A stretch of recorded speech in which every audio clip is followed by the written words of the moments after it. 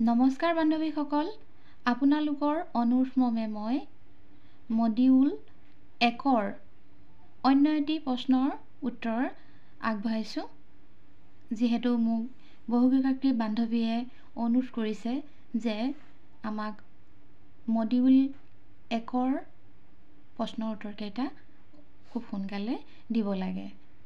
সেয়েহে আপোনালোকৰ অনুৰোধমৰ্মে মই পুনৰ ভিডিঅ'টো কৰিবলৈ ওলাইছোঁ আৰু লিখিত ৰূপেও মই ইয়াতে ভিডিঅ'টো দিছোঁ।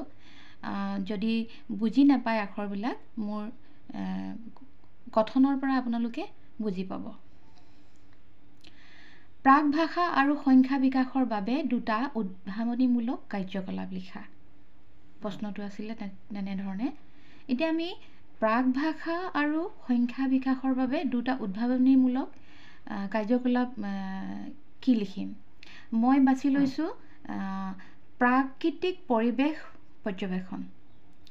প্ৰাকৃতিক পৰিৱেশ পৰ্যবেক্ষণৰ ফলত আমি বিভিন্ন ধৰণৰ আমি উদ্ভাৱনীমূলক আৰু সংখ্যাৰ ধাৰণা ল'ব পাৰোঁ বা শিশুসকলে পাব।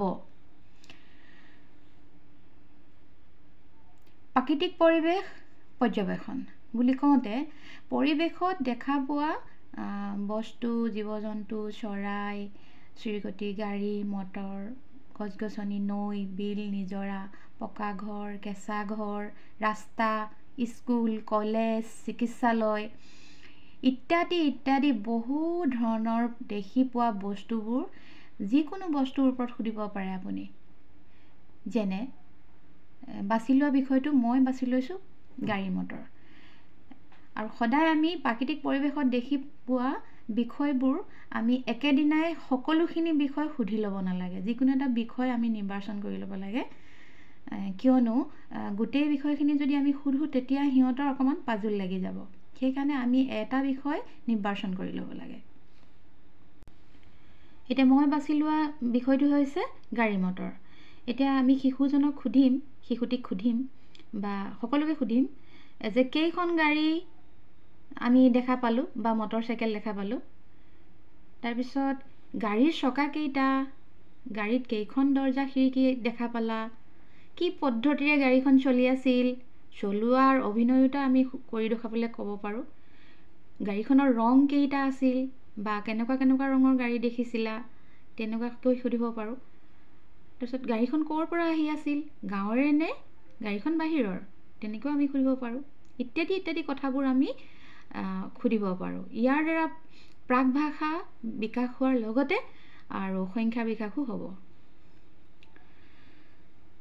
তাৰপিছত আমি 2 নম্বৰটো বিষয় লৈছিলোঁ শিশুৰ নিজা ঘৰখন।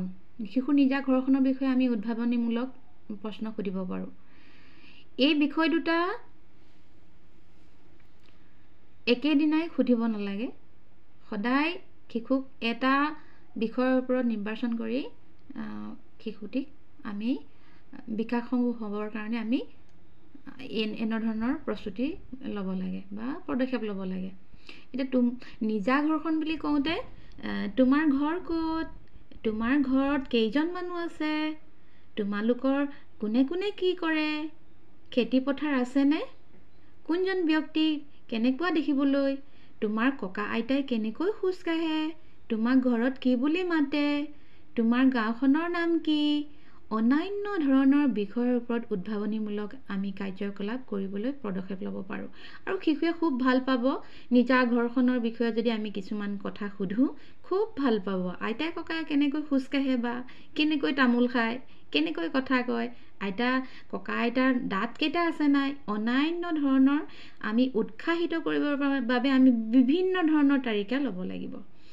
এই লিখনিটোত অৱশ্যে ক'ৰবাত 2-এটা আখৰ অশুদ্ধ হৈ আছে, আপোনালোকে শুধৰাই ল'ব। যিহেতু মই বহু পৰলৈকে প্ৰশ্নৰ উত্তৰটো তৈয়াৰ কৰি আপোনালোকৰ সুবিধাৰ্থে মই আকৌ ভিডিঅ' প্ৰস্তুত কৰি আপোনালোকলৈ প্ৰেৰণ কৰিছোঁ। ধন্যবাদ। অনাগত দিনত এনেধৰণে সদায় প্ৰেৰণা দিব, কমেণ্ট কৰিব আৰু লাইক শ্বেয়াৰ ইউটিউব চেনেলটো ছাবস্ক্ৰাইব কৰি আমাক কৃতাৰ্থ কৰিব। ধন্যবাদ।